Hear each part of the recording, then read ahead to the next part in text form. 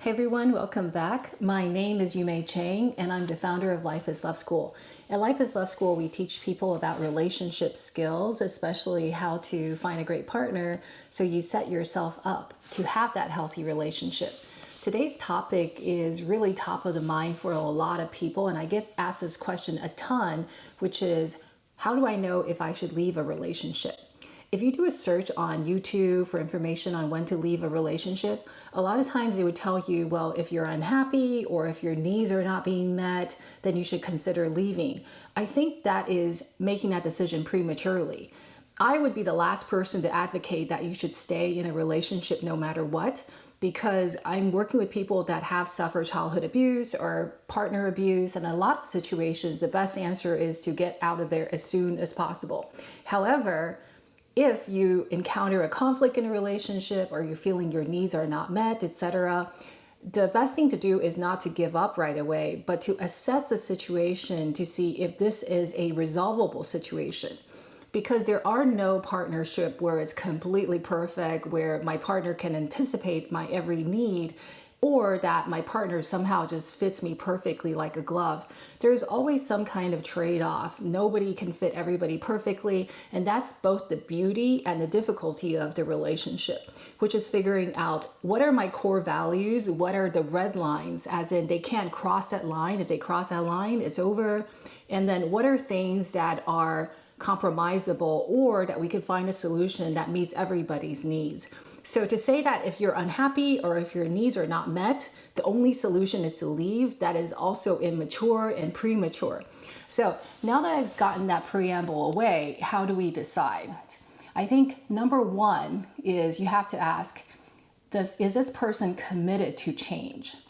So a lot of times when you tell a partner, hey, I'm not happy, I'm ready to leave, they may then freak out and offer, to change. They would apologize, etc. But that's not necessarily real change. Sometimes they would do just enough or just long enough to get you back.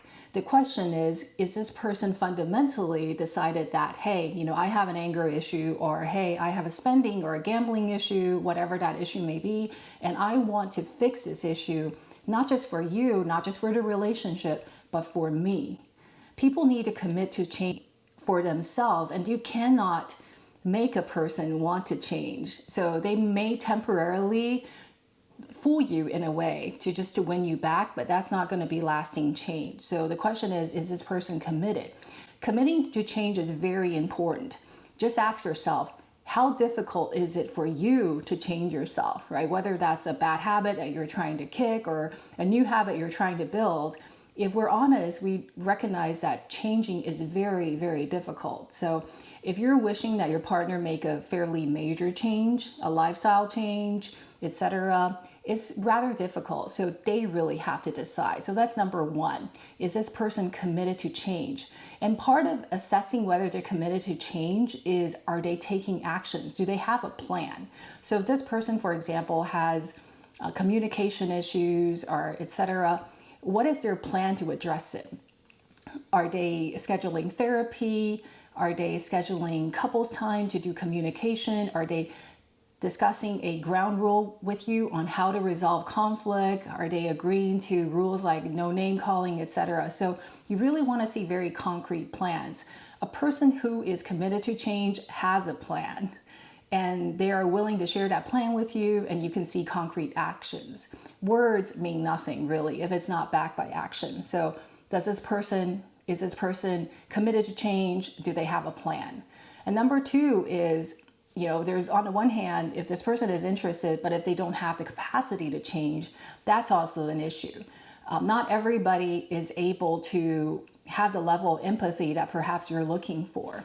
So just like any trait, there are, environmental and genetic influences that then creates that person. And just like some of us are taller, some of us are shorter. So some people can empathize more, some people cannot empathize as much, or some people can listen better, some people can't. The question is, are you okay with their capacity? So even if they're really willing to change, just like even if I want to be a ballerina today, I'm not able to be a professional ballerina, right? The interest may be there, but the capacity is not there. So you also have to assess, do they have the capability to make that change? Now, number 3 is, and it's really important, is would you choose this person again, knowing everything that you know now, right? So assuming they cannot change, whether it's because they have no interest or because they have no plan, they have no commitment to change, would you choose this person again, knowing what you know today? A lot of times I hear from people that I coach that, hey, I've already been in this marriage for 20 years. I've already put in so much time. I'm too far in to leave. I think there's a lot of fallacy in that one. Feel free to look up the term called sunk cost fallacy. But this term originally came from an economics perspective, which is, let's say I buy a stock at $100 and after a while it drops to $10. How much is that stock worth? If you're logically speaking, it's only worth $10. But a lot of investors would then have this irrational thinking that, well, if I hold on to the stock, I haven't lost that money yet. That is obviously not true, but that's how the mind irrationally believes that if I don't cut my losses or if I don't look at the losses, I haven't actually lost it. And that's just completely false. The same is with your investment in a person. Just because you invested 20 years, do you want to throw another 20 years in? Or do you tell yourself that, hey, I'm going to live probably until 100 years old and I may be 60, 70, 80, whatever it is right now. How do I want to spend the remaining years? Do I want to spend it with this person or do I want to give myself another chance? So that's why I also just ask people, would you choose this person again? Or another way to phrase this question is, would I allow a new man or a new woman to treat me this way? If not, and you assess that they're not willing to change or they don't have the capacity to change, then the only remaining question is, are you okay with them not changing, right? Certain things, for example, the way they leave their flip-flops everywhere or their hygiene, if you could make compromises, if you're okay with it, maybe that's fine. But there are certain qualities such as more fundamental values. For example, fidelity, if that's important to you and you know that this person just has a track record of infidelity and they may say they want to change, but they show by action that they've not changing and they've done this many, many times, then you have to really just be honest with yourself and say, this is who he or she is. They are likely going to cheat for the rest of our marriage, for example. Am I okay with that?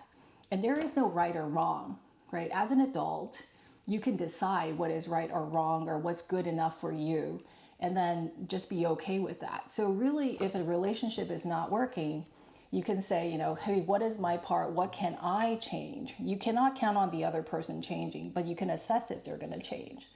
And depending on what they do, you can decide if you're going to stay or you're going to go. Either you believe that they can make the change that you absolutely need, so you stay, or you decide that, okay, this is not ideal and they don't want to change, they don't have the capacity to change, but I still want to stay in the relationship for ABC reasons. And that is okay as well.